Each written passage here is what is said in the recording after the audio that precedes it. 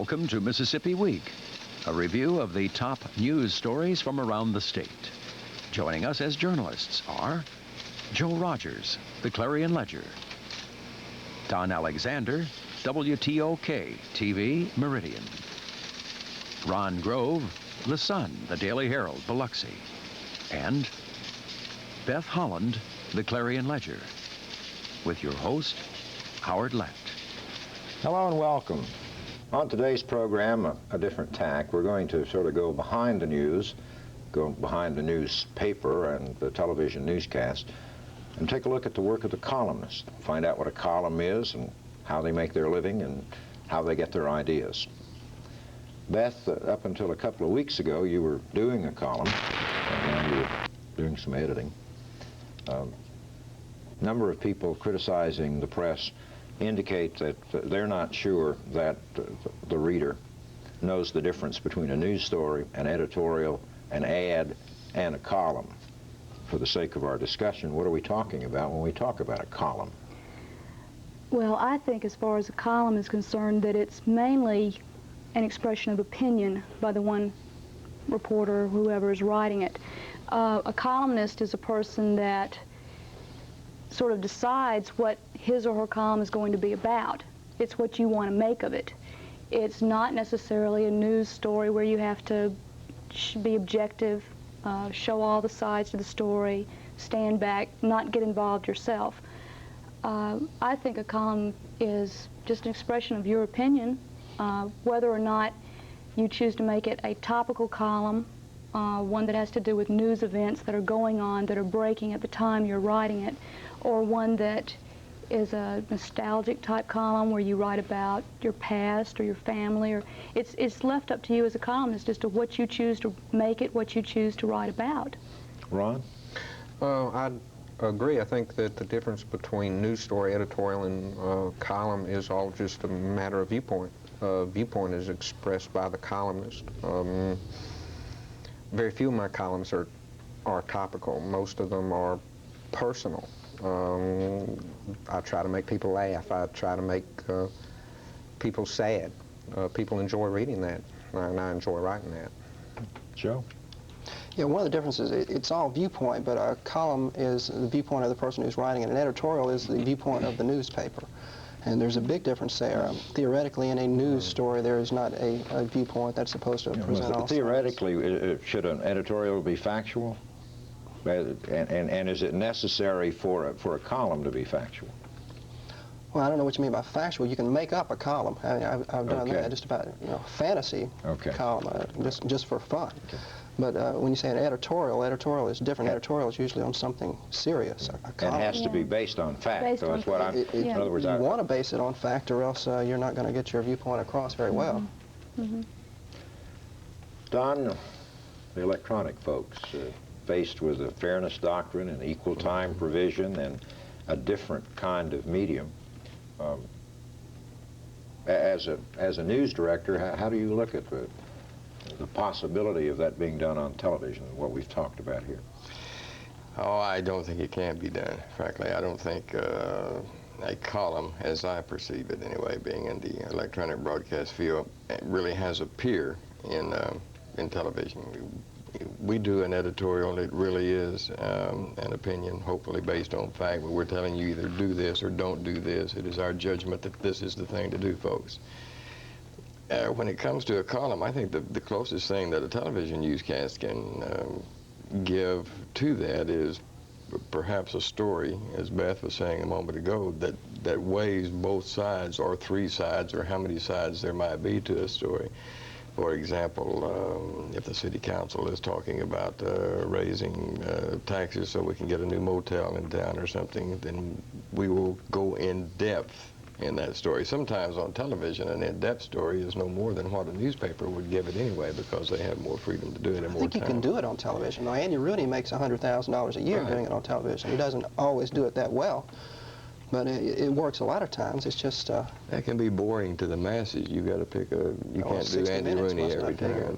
It's boring to the masses, but some things are visual and some things aren't, and it was hard. I think it would be hard to go from doing it for a newspaper to television, because you just have to think different way. I just don't think they're the same thing. I really don't. Don, are you saying that television should not do the column? I mean, take it out of the news program, put it somewhere. I realize that we could talk about the frustration of the television and radio newscaster or journalist as it comes to the fairness aspect of covering a story, the requirement to have that balance, that the newspapers are not under the same gun. I'll say this as succinctly as I can, Howard. I think television ought to get more into a column type situation and give more credibility to lengthier stories. Too many times we hear the big guys in television say, give me a minute 15 on this, and it may take 3 minutes to tell the story. And I think you should take that time if it's not boring. If you keep your interest for 3 minutes, tell it. And that's as close as we can come to what a column does. But I do think there is a place for it, and I think we ought to address that more than we do. Ron, you're a street reporter and a columnist, you tell me.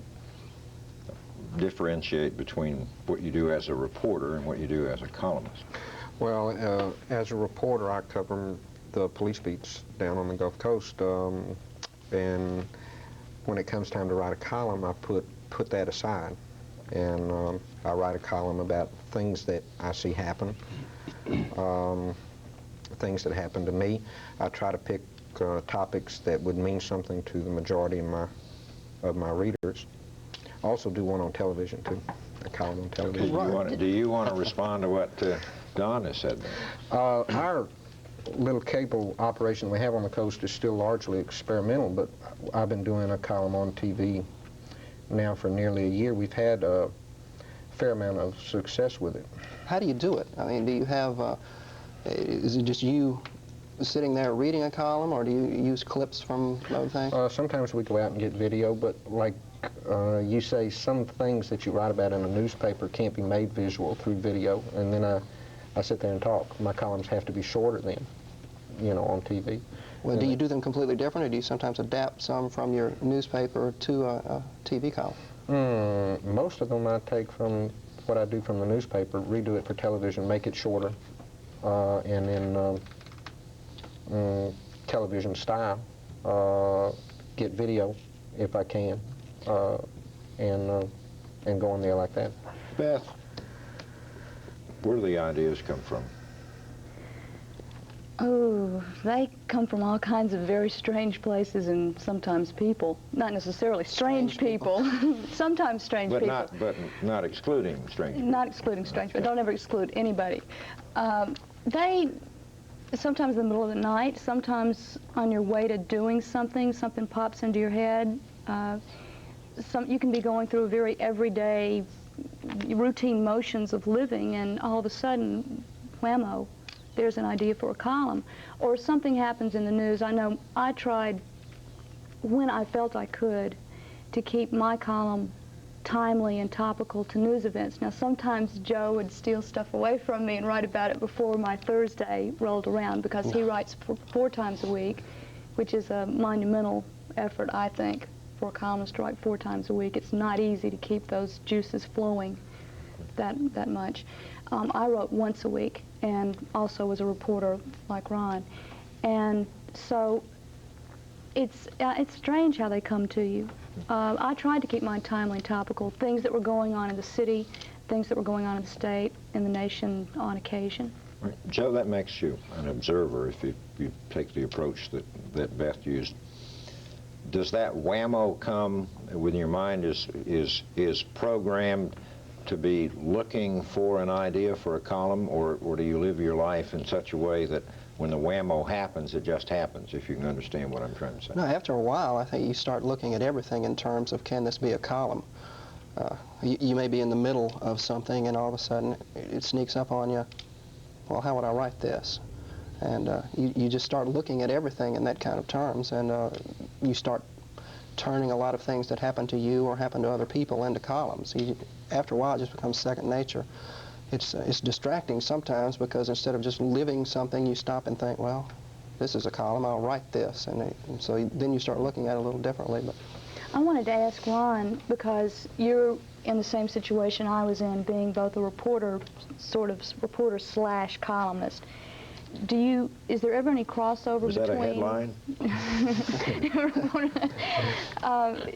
Is there ever any crossover between what you're reporting and what you choose to write for your column? Do you ever take any instances or spin-offs of instances from a news story you might write and use that as the basis for a column? Or do you draw a line and say, no, I've written about this news-wise, therefore ethically, since I'm going to express an opinion about it, I can't write a column about it? Excuse me. No, a lot of stories that I have written news stories on, I've turned into columns later, but from an aspect of more detail into what happened, not an opinionated column, and I have to be very careful about that because of the ethics involved. Yeah, see, I knew that was a fine line that people who form a double role sort of have to walk, because I was a general assignment reporter, which meant I could be assigned to cover almost anything at any time. And if I had to go cover, for instance, something at City Hall about some, very hot issue, and it was something I had formally written a column about or was thinking of writing a column about, then obviously if I'd formally written a column about it, I said, no, I can't do this. The people out there know what I feel about this, and I've expressed an opinion, therefore I'm not an objective reporter to them anymore. You say, I protest being assigned to this story. I can't go cover this ethically and in my own right mind. I wouldn't want to damage my own reputation, and I wouldn't want to damage the credibility of the newspaper. Joe, back to... Now, I was never made to go cover anything that I wrote a column about or really was even thinking of writing a column about. Joe, Beth was talking about the general assignment reporter, and she's talking about observation, which all of you so far have indicated that's sort of the way you live your lives. A columnist is really a person who is observing all the time, in a sense. Does that keep you from, you travel, you're young, does that keep you from enjoying? I mean, is it like being on a tour with a lot of people who take 35mm cameras with them? No, after a while you get used to it. You just, you think of things in two ways.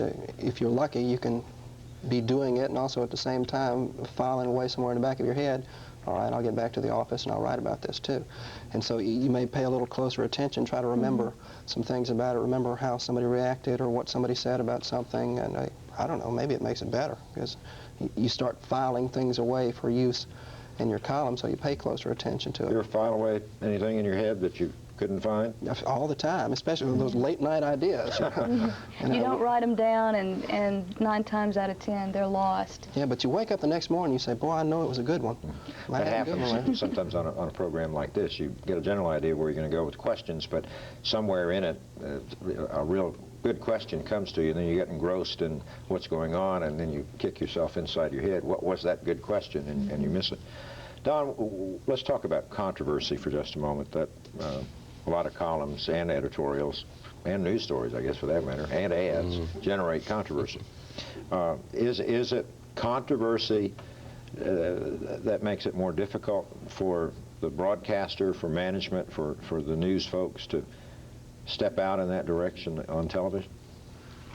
I don't think so. I have a rather personal and probably dogmatic viewpoint of what controversy is. I think controversy rests upon either the reader or the viewer. A subject is controversial, whether you report it controversially or not, I think is subject to opinion. It's very hard to cover a trial or a crime of passion, a double murder or rape or assault or that sort of thing, without getting emotional about it, even with the words in reporting the crime. For example, there have been some heinous acts that have gone on that we've had to report simply by telling the facts. Then we are becoming controversial in some of the things we do, some of the things that the city may do, and what it's going to cost the public. You can do nothing but use facts, A, B, C, D, E, F, G, and a certain story will be controversial simply because of what you're doing, and then you get accused of reporting it controversially. That is the problem, but I don't have any problem with management or my end on that. I have a problem with the public on that. Beth, do you set out to generate controversy? I don't believe so. I know I didn't. If I felt strongly about something and wrote a column that I think conveyed a sense of outrage, it was because I was outraged. It's not because I was trying to get a rise out of somebody out there and get them to write letters about me, to the letters to the editor. I said at the outset of writing it, I'm going to write what I believe, and that's what I'm being paid to do here, and that's what I want to do. And I sort of made some decisions about what did I, as a columnist, want to do? What did I see as my function and my responsibility and my duty? Okay. And there were several different parts to that. Okay. I'm going to follow up on that, but I'm struggling here to interrupt that train of thought to ask this question, and I might get around to all of it. Do you actually ask yourself, I mean, going back to the classroom and thinking the thematic sentence, what am I going to try? Do you really grill yourself on what you plan to do with a column before you start writing it? Or is it just something that's innate in the writing process, that you have these checks and balances to make sure that you're on track in terms of what you set out to do? Well, in my situation anyway, I was under some time constraints. It depended week to week on what those were. I know my editors weren't always exactly pleased at the deadline I pushed them to getting it in, but not that they held the paper for me or anything, but I got it in late on some occasions because of news stories I was covering and not being able to break away to write it. But I know that there were some columns where I sat down and it had sort of been percolating in my head for several days, and I would sit down and it would just come. And it was almost, you knew where you were going, you knew what you wanted your beginning to be, you knew what you wanted your end to be, and you knew, in essence, what you wanted to be in the middle. And it was just a matter of making that all flow, making it all work together. Okay. I want to come back to the controversy in just a minute. What about you, Joe? Do you deliberately poke at sacred cows and deliberately seek to generate controversy? No, it doesn't pay to, because I've learned, for one reason anyway, you can never tell what people are going to decide is controversial. You can write a column that you think will get no reaction, and it will get a lot of reaction. You can write a column that you think is going to stir people up, and you hear nothing. So I've given up trying to outguess people, and I don't. You can't tell. You really can't. I wrote that column about you're going to be Banks. disappointed. You remember my Banks column? I wrote a column about Banks and Jackson, and it was not a very nice column, I must say. I was kind of ripping up the Banks and Jackson. And letters poured in Bank to the lobby. Yeah, it was, people loved their Banks in Jackson. I was amazed. I thought, well, geez, I must be the only person out there that doesn't like the Banks. So you really can't tell. I thought I would get all kinds of people cheering in the streets. Well, people come up to me sometimes after, people at the newspaper, after I've written a column, they think maybe it's controversial, and they say, boy, you're going to get letters on that. And I say, no, you know. And sometimes I'm right and sometimes I'm wrong. You can't tell. Sometimes you throw one out there and it's just like nobody ever saw it. And it's disappointing. And then another one you just kind of slide out there and everybody jumps on it and wants to take issue with you. Have you dealt with a subject, one that you knew was controversial or didn't know was controversial until you had the reader response, and knew after the story, either because somebody called your attention to it or you read it in a different light later, and wished you hadn't done it because maybe you did step across the line of propriety? Or not really from readers outside the newspaper. I mean, you can get a lot of criticism and you can go back and rethink, but I think usually if you've done your job before you wrote the column, you're going to have the same opinion after you get and see their letters as you did before. You ought to. I mean, you ought to have had things figured out before you write it. You might wish that you had written it better, but you would still... That's usually the problem, yeah. You say, that's the point I intended to convey, but maybe I could have done it a little better. You think about that. Ron, what about that brings up the idea of, you know, when you're involved in repartee at a party or a conversation, and you wish that you had that one-liner comeback, and then you leave the party and on your way home, and that thing comes to. Does that come to you as a columnist? That happens all the time. Sometimes you have to scrape to get ideas for columns, and sometimes they hit you in between the, eyes like a hammer. Don't want to get too personal here, but how can your daughter, writing about your daughter, be a controversy for a columnist? I don't know, but it was. I wrote some columns about Katie because she's the closest person to me, and people, I write humorous columns, and people might tend to take offense if you laugh at their children, but not if you laugh at your own or if you laugh at yourself. I just wrote a column about Katie about how I had underestimated her intelligence, that she had become to learn things, and I drew a letter from a lady that said she was tired of hearing about Katie, and 4 others came in, 3 others came in, and 26 came in that said that they wanted me to continue to write about Katie. But about that, even though the score was Katie 26 and opposition 4, it still made me think a little more. How did Katie... Did you take a different direction? Did you start writing about Katie less because of it, or in a different way? 26 to 4, I'd give them Katie every week. Yeah, really? That's a good ratio. Well,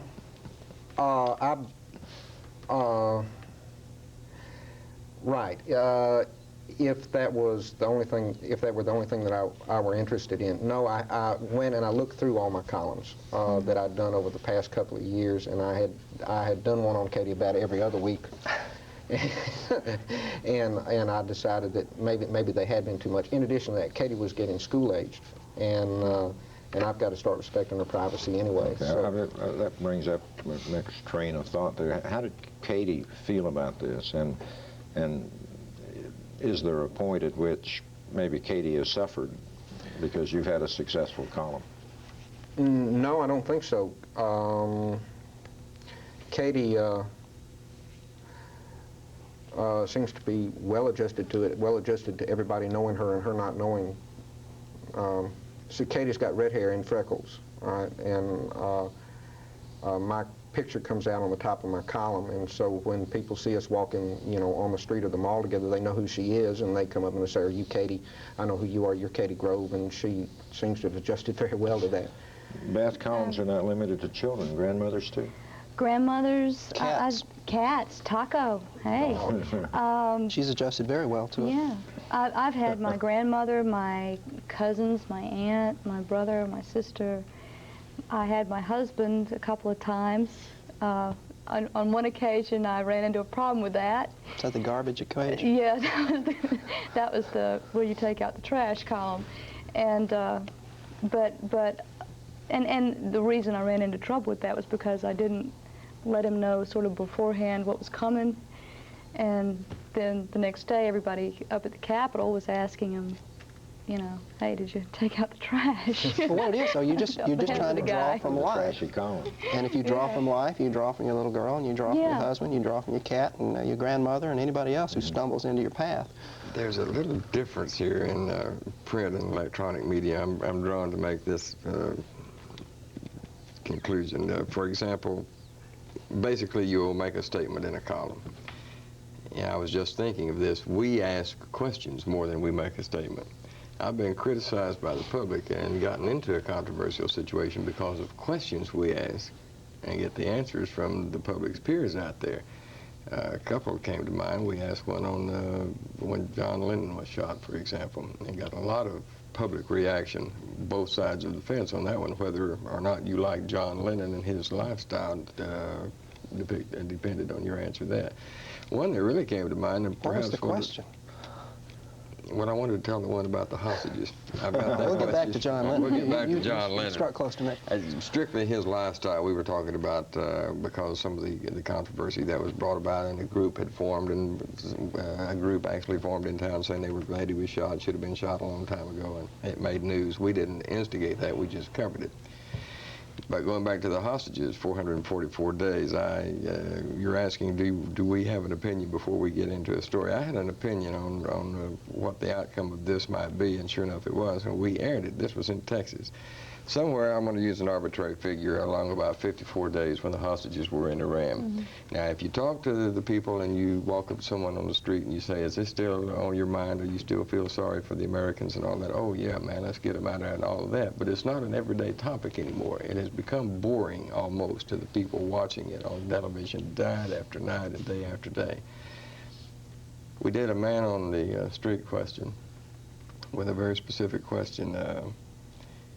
We know that the hostages are in their 54th day. What is on your mind today most, the hostages situation or the Dallas Cowboys losing the Super Bowl? Boom, just to prove a point. They would be caught off guard, and virtually everybody would say, oh, gee, boy, we got to get those hostages home. Let's do something. But those damn Cowboys. And then they started off on it. We got criticized and ostracized and everything else because we asked the question, not because of the answers we got. Beth, the criticism, the letters, calls, whatever, you've indicated that that really maybe did not change your opinion afterwards. Did that kind of feedback make you a better columnist? I think so, definitely. I never lost sight of, and I don't think you can, really, when you're writing a column of the people out there. I mean, you're writing this, and they're going to read this, and they're going to have their own opinions about what you write. Some favorable, some unfavorable, some of them maybe don't even care. But it's one of those things, I always welcome the response. If they wanted to call me up on the phone and not tell me their name and scream at me, that was fine with me. If they wanted to send me anonymous hate mail, that's fine with me. That's not fine with me. Well, it's fine with me. I'm not going to let it get under my skin. Well, it doesn't get under my skin, but my point was, if my picture and name's going to be out there for everybody to see and know how I feel about something, if you want to write me, let me know who you are. I agree with that to an extent, but it's not reality. It's not practical. I mean, there are so many people that, you go around reporting a news story, and you go up to someone who's on the scene somewhere at something, and you ask them for their name, and they usually don't want to give it to you. Then you've approached them, though. These people are approaching us. I think if they... But you've approached them first in the column. No, they didn't. They didn't have to read it. I just offered it. If they want to make a comment on it, let me know who you are. Well, I don't agree, because I think there are some people that if they didn't write me, if they weren't going to write me because they had to sign their name, then I wouldn't hear from them. And I want to hear from them. I'm curious to know what they think. I want to know what they think. If they want to send me a hate mail that says, go back to Harlem where you belong, which is one that I got, it was wonderful, then I want to know it. I want to know that people out there exist. I want to know who said that, so people out there, I can avoid those people. John Hinckley wrote it. Wouldn't you like to know? Thank you. That's true, I would. I wish we could call time out and have a quick halftime and then go into the second round of this, but we've come to the end of our time together. Roger, Joe Rogers, and Ron, thank you for being with us. Don and Beth, good to have you with us here on Mississippi Week. Now, as you read them, maybe you'll know a little more of how all those words have come to fruition and come to appreciate the work of the columnist. And if you get in touch with Joe, give him your name. See you next week.